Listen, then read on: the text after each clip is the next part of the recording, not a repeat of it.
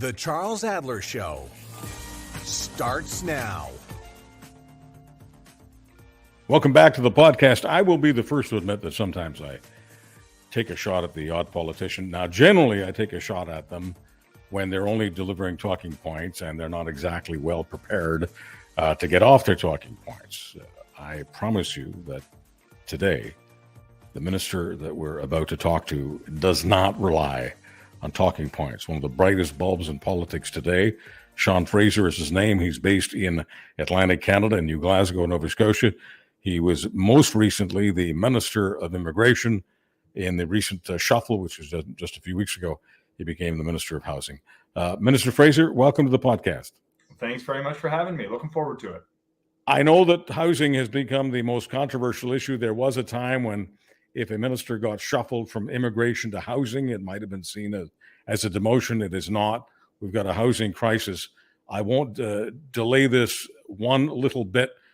You've just been meeting with your cabinet, which of course includes the Prime Minister. Is there any news that you can offer the country about what's been decided or at least considered? Look, there will come a time when we've got a suite of new policy measures to share with the public. But suffice it to say that there is an enormous focus that the government has coming out of the cabinet shuffle and PEI on the housing crisis that's facing Canadian communities. To have been asked to lead what is effectively the largest demand for construction in home building in Canada's history is something that I don't take lightly, because this isn't just about creating jobs the way it is when we invest in infrastructure during economic slowdowns. This is about making sure people have a place to live, whether that's low-income, vulnerable families, or whether that's families with sometimes two people working who can't find a home they can afford in their community. It's no easy task, but I'm really looking forward to it. And I think the big problems are the ones that you get into politics to solve. And there'll be news to share in the weeks and months ahead. But today, focusing on helping people and learning from those who are doing it already is how the job has started. Mr. Fraser, I can't talk for every commentator in the country, but you certainly blew my doors off this week when you came out of a cabinet meeting and said that we had, and I hope my number is correct here, correct me if I'm wrong, but I think you said we now have in this country 800,000 foreign students. As I say, I can't speak for everyone else, but I was surprised. That feels like a lot. What does it feel like for the government? So having a large number of international students and a large number of newcomers in Canada is actually a very good thing. We just want to make sure that our systems are designed to accommodate rapid influxes of populations. There are some enormous strengths of the international student program. It's a sector, for those who don't know, that contributes ballpark $25 billion to our GDP annually. But what we've seen in recent years is an explosion with colleges in particular, and in particular private colleges, that have turned the student program not into necessarily an educational program for those seeking to come to study, but a cash cow for their institutions, often leaving students without the support that they need. There's an enormous number of people, and they're concentrated in particular pockets. There are revisions I think we need to make to the program, but I should say that it's been a good thing for Canada to have ambitious numbers, but we need to be very careful not to attribute the challenges we're facing in housing to any one group. Certainly, newcomers are going to be required to help build the houses we need to build. And we have to be very careful not to erode what I believe is Canada's biggest competitive advantage in a globalized economy, which is our welcoming nature towards newcomers. So yes, there are significant numbers. It's more than most people realize. My point was never to shine a light on the need to welcome fewer people, but instead to make sure that our communities are equipped to welcome the large numbers of people who are here making a contribution. So I'm not here to disparage people who are born in other countries. I wasn't born in Canada either. I came here as a political refugee. But the question to me isn't about whether or not we like the idea of people from around the world being in Canada. If we don't, we're really living in the wrong country, because that's today, that's tomorrow, that's the next day. So that's not the issue. The issue simply is the math. At some point, the government has to get, whether the government at one point didn't want to think of housing as a federal issue. It is, and it is primarily not because of the Constitution, but primarily because we do have so many new people in the country. We need to have housing for them, and we need to have housing for the people who have been living here for a number of years. So I think you might agree, Minister, that this does become about the math. Certainly, we would be foolhardy if we didn't consider not just housing, by the way, but health services, infrastructure, the investments we make in the nonprofit sector, and across the suite of policy areas. We would be foolish not to think of how many people we're trying to govern for when we're in the business of governance. Housing, of course, is front of mind for me these days with the new responsibilities I've taken on. And there's a number of different things we need to do. But I don't view the opportunity to properly house people to be mutually exclusive to the idea that we can help lead the world when it comes to our immigration ambition. I do think we need to better marry our immigration, our housing, our healthcare, and infrastructure policies. And that's work that we started over the last couple of years, and it's work that's going to continue. I've been in frequent contact with my successor in immigration, Minister Miller, who, by the way, I would actually say is one of the brightest bulbs in politics, to use your phraseology from the opening. And I think there's a huge opportunity for us to more closely mirror our immigration policies with our housing policy and with our industrial policy in the years ahead. So if we don't have enough housing to accommodate the people who are here, don't have enough housing to accommodate people who are coming in, at some point, doesn't the government have to simply make a policy decision where somebody in Ottawa makes sure that our immigration, whether it's foreign students or whether it's standard immigrants, someone have to make sure that we've got enough supply of housing to meet the increased demand? So yeah, we do, and that's work that I'm happy to take on in collaboration with Minister Miller. But let's not pretend this is a zero-sum game. Indulge me for a moment as I just share you some of my thinking from personal experience on this issue. The counterfactual to having lesser immigration is not that we enjoy the same economic benefits, but everybody has a home. I'll tell you the most controversial issues when I first became a candidate in 2015 in my community involved the closure of a local elementary school and the loss of the mental health unit at the largest regional hospital in northern Nova Scotia. Both of those things happened because people were moving away from our communities. Now we may see challenges with needing to build houses so quickly to accommodate the people who want to move here. And those are challenges. But I can tell you, I take growth-oriented challenges every day of the week over the problems associated with losing schools and hospitals because so many people are leaving. So there is a sweet spot somewhere in there where we can welcome the number of people that will allow us to experience the most growth and putting the minimum amount of pressure on our housing stock. But the answer is not to close our door to newcomers. It's to build more houses as quickly as we possibly can and to support people who are here now who are struggling with affordability challenges that are very real and impacting them every day of their life. Minister, will the government do what this government hasn't done in recent years? No government has, but there was a time, I don't want to get into nostalgia here and spin the golden oldies, but there was a time when we had a war, and there was a time when we had hundreds of thousands of veterans coming home from that war, and they had young families, they needed housing, and we built them little houses that were pretty sturdy. Many of them are still around. We see many of them here in Winnipeg, my adopted hometown. And they weren't built by the regular market, as it were. So regular market conditions weren't impacting on them. There was another market, call it a co-op market if you want, call it a government market, call it a subsidized, I don't care what you call it. Can we do that again in 2023? Yeah, we can. And some of the tools that we can borrow from history have application today. But we have to realize that we do live in a different economic environment, which frankly opens up new solutions in addition to just having the government do the thing that needs to be done. A big part of the path forward is going to require us to make changes that don't necessarily exclusively have the federal government pay for a new thing, but create the conditions that will actually drive the kind of change, including in the private sector and at other levels of government, that will result in more homes being constructed. So I do think that we have a bigger role to play when it comes to actually providing social housing for low-income families. But if I'm looking at the real challenge, and one of the biggest political challenges that we're facing is across the spectrum, if you aren't wealthy, you are having housing challenges in this country. There are people who are working. There are seniors who are retired after a successful career. There are students who are getting educated who have no housing options.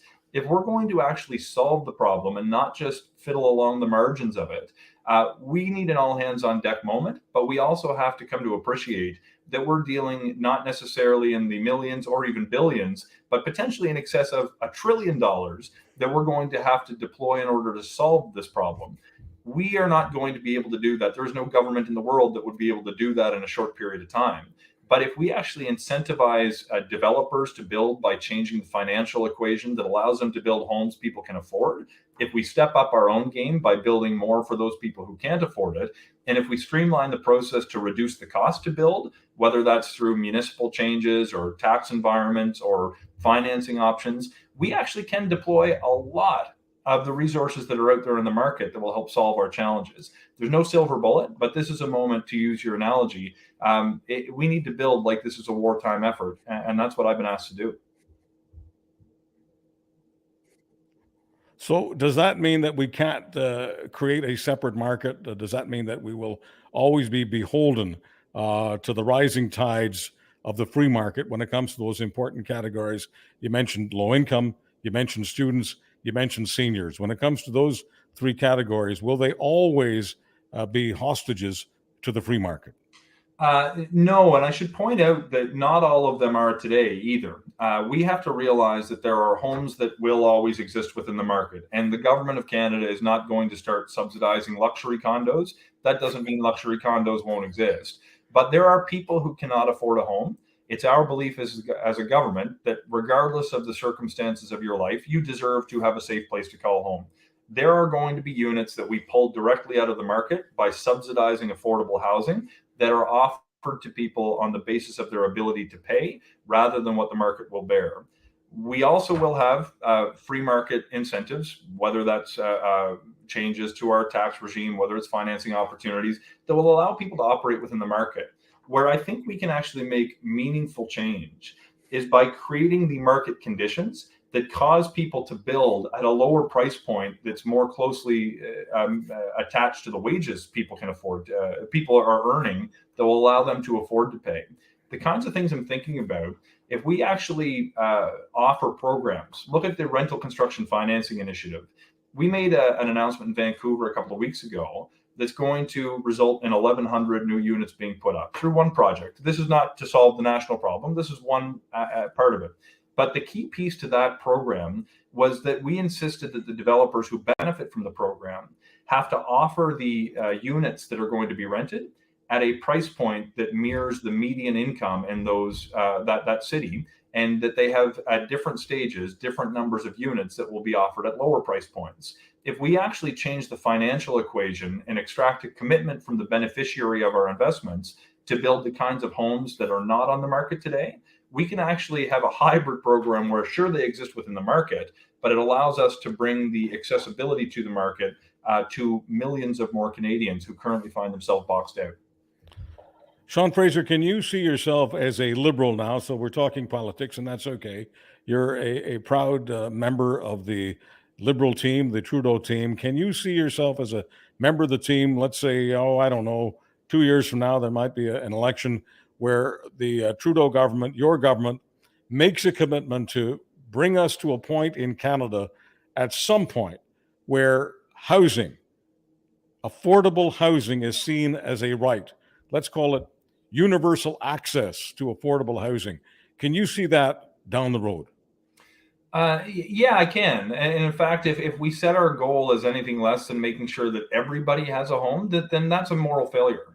My view is that if you work in this country, you should be able to afford a home in the community where you work. If you can't work in this country, the government should make sure that there is a roof over your head when you go to bed. There are all kinds of people today who find themselves doing everything right. Think about people who are my age and younger, people who got a trade, people who went to college, people who took out a loan, sometimes from the government. Now they come into a situation where maybe you were entering the job market during the 2008, 2009 financial crisis. Maybe you were coming out of university during the COVID-19 pandemic and have had trouble finding that first job. And you're faced with the need to pay bills for your education, before you actually start earning income from your job. There's people who do not see a future in themselves, forget today to find a place to live, but that the idea of home ownership is never going to happen for them.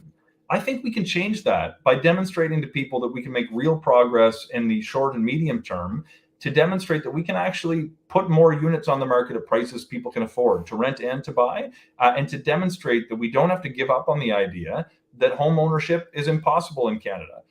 The reality is there will be people who may not be able to have a single detached home in downtown Toronto, because look at Manhattan, look at London. That's not the kind of housing that exists in major global leading cities.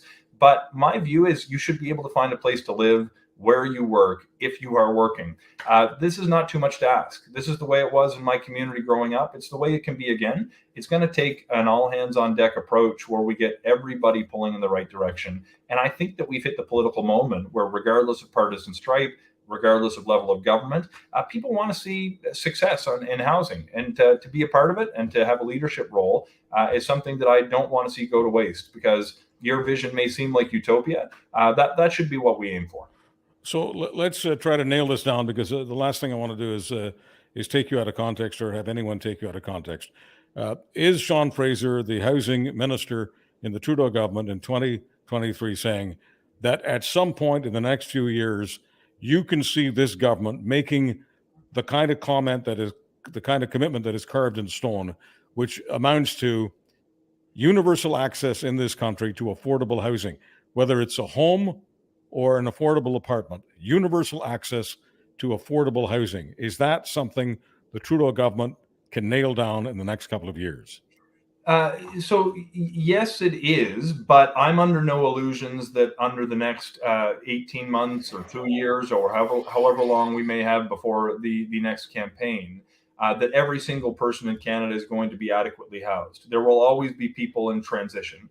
There will always be people who might have a temporary place that are looking for that permanent place. But my sense is we can get to a place where everyone in Canada has a home that they can afford. I want to be a little bit careful, because affordable housing to some is a term of art that has a specific meaning.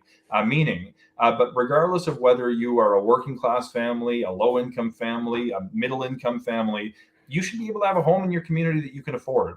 And if the housing minister doesn't have that perspective, then we get big problems. But my view is an optimistic one. It's going to take a lot of work. It's going to take a lot of money. It's going to take a lot of change. But I think within the next number of years, we can reach a point in Canada where the expectation is in a person's life that you will be able to find a home you can afford in the community where you currently call home.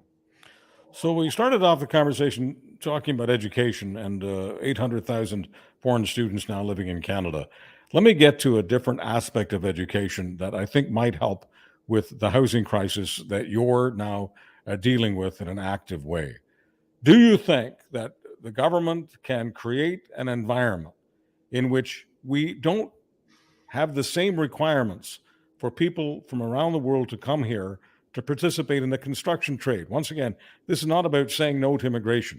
It's about saying yes to and incentivizing Canadian colleges, maybe even universities, to create the kinds of opportunities and promote the kinds of opportunities that can expand the construction trades in this country for people who are being brought up in this country. We have a lot of people at universities, and that's wonderful. It's making money for universities. But how about helping the entire country by making sure that we have a few more million people in this country participating in the trades? Absolutely. Look, you hit the nail on the head. We need more people in the trades. Skilled trades workers built this country. They will continue to build it, whether they grew up in Canada, whether they came from abroad. People who have the talent to build things are in extraordinary demand and are going to be for a significant period of time. So my view is, yeah, we can do more. Provincial governments can do more. Institutions can do more. There's a number of things that we've done over the last couple of years, and I'd encourage you to chat with the Canada Building Trades, because they have gone on record before parliamentary committees to talk about some of the work that we have done, investing in skills training. In my own community back in 2017, we funded a new Trades Innovation Centre to grow the skilled trades in northern Nova Scotia. But we need to put it into hyperdrive. we need to make sure that there is no one in our community who thinks less of a person who goes to receive an education to become an electrician or a plumber or a heavy equipment mechanic, whatever it may be, than somebody who goes to university. We need to get into our high schools to communicate to kids that they can have real and meaningful work shortly after they graduate if they go to a trade school, because we need them. We need them like we have never needed them before. There's some great work going on actually in Nova Scotia with changing the tax environment for earnings for people who go into the trades. There's opportunities for us, I think, federally to continue to invest not in the direct education necessarily, which is provincial jurisdiction, but in the skills development and training that will allow people to reach the skill level they need to participate in the workforce more quickly. There are massive opportunities here to pull from pools of people who've historically been left out of the economy, whether we're talking about racial minorities, Indigenous Canadians, women in the trades. There are massive opportunities, and if we seize them now, we might be able a generation from now to be in a position where we don't have to worry about housing shortages because we can monitor where the stock is and rely on having the domestic grown workforce. In the interim, because it takes years to educate a person, we will have to continue to rely on immigration as well to bring in the talent that we need. And that's not a problem. That's been Canada's history throughout our entire existence as a country. But absolutely, we need to supplement that strategy by embracing investments in the trades that will grow the domestic workforce that we need to build the houses that Canadians are demanding. Could you embrace the idea, Minister Fraser, of universities offering degrees relating to the trades that we're talking about? And I only ask for one reason. So many people who don't go into the trades think there's some sort of stigma, but they have to go to university. So I'm trying to eat the cake and have it at the same time. Go to university and learn a trade. Yeah. So look, I think there's different places in the world that actually have you can study a minor in a trade while you take on a degree in whatever you choose. I'm open to the idea. I won't drive that with education being the responsibility of provincial governments and of institutions themselves. But one of the things that I asked myself when you put the question to me was, do we need it? Trade schools are wonderful things. There should be no shame whatsoever in somebody who wants to go become a skilled tradesperson. The idea is that we would need to have some other institution offer the same training opportunity that is already being provided. Is probably going to result in a more expensive, lesser quality version of the product that's already on the shelf. So let's get kids to go to the schools that are already training them, because they exist and they're doing good work. I don't disagree with the word that you're saying. I'm simply bringing it to the table, even though some people think it's a crackpot idea, because branding matters, psychology matters, and many people just want to be able to say, and many parents want to be able to say, that their son or daughter has a university degree. And for God's sakes, wouldn't it be wonderful to have more people with university degrees where the degree is actually going to be useful to them, where they can actually make some money the moment they leave school? And construction trades would be one of those. Yeah, look. Although a lot of parents might want to say my kid went to university, there's a lot of students who want to say I've got a job that allows me to afford a home. And right now, I think the voices with those young people who want a home are ringing a little louder in my ears than the voices of parents who want their kid to go to a university. So let me ask a question about another area that has been one of your many expertises, and that would be finance. Is there a way that we could get the banks, and if it means partly, subsidies from the government, but is there a way that we could get the banks to be helpful in the march toward more affordability in housing? I don't have to tell you that because of inflation being what it's been and interest rates going where they have, it's been making housing much more difficult, and it's been making rentals much more expensive for people, especially at the low and lower middle end. What do you think of the idea of the government doing something to encourage a route in the banking sector that makes life a little more affordable? Yeah, so look, thanks for this question, and I think it's going to be really important that we dig into the private sector and the financial sector if we're going to unlock the housing supply that we need. That's not the only thing we need to do, but it's one thing that we need to do. I have had the opportunity to deal with certain folks in the banking sector to discuss measures that we might be able to adopt that could change the risk profile on projects that would allow them to offer potentially different financing opportunities if they have some protection against the risk that they currently bear.